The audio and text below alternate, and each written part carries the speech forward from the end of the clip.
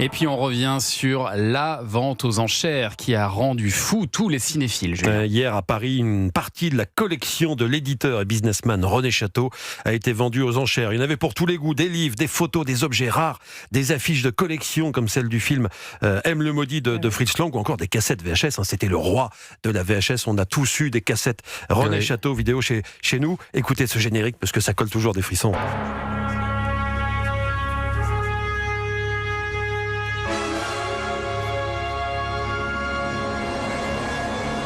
Voilà, Zarathustra pour René Château, c'est vrai que ça mettait quand même les poils d'emblée avant même que le film commence.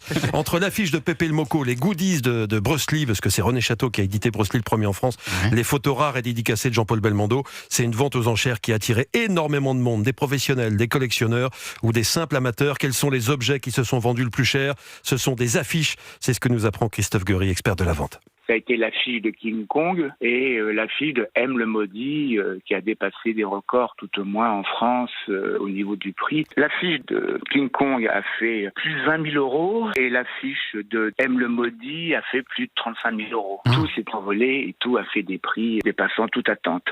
Pascal Praud était intéressé, pour tout vous dire, par l'affiche d'M le maudit. C'est pas lui qui l'a acheté à 35 000 euros. Il a acheté quelques photos du film Entrée des artistes avec lui Jouvet.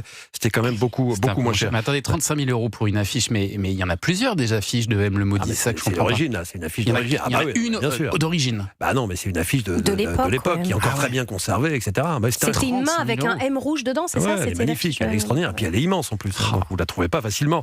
Chez certains passionnés présents sur place, l'objectif premier, c'était pas forcément d'acquérir une affiche rare, mais de veiller à ce que ce patrimoine incroyable soit bien sauvegardé. Écoutez Henri croisé sur place. C'est même désolant une vente comme ça. Moi, je trouve que c'est le patrimoine français. J'espère que ça va tomber entre des bonnes mains parce que vraiment, c'est le patrimoine, comme l'humanité, je vous dis. Et donc là, j'ai acheté quelques lots. Donc, c'est une façon à moi de rendre hommage à l'œuvre fantastique, magistrale de René Château. Et Henri, hier à l'hôtel Milon, au micro d'Europe 1 de Théophile Elliott. Pour retrouver la version longue de son reportage, c'est en podcast dans la catégorie Au cœur de l'actu sur le site et l'appli Europe 1.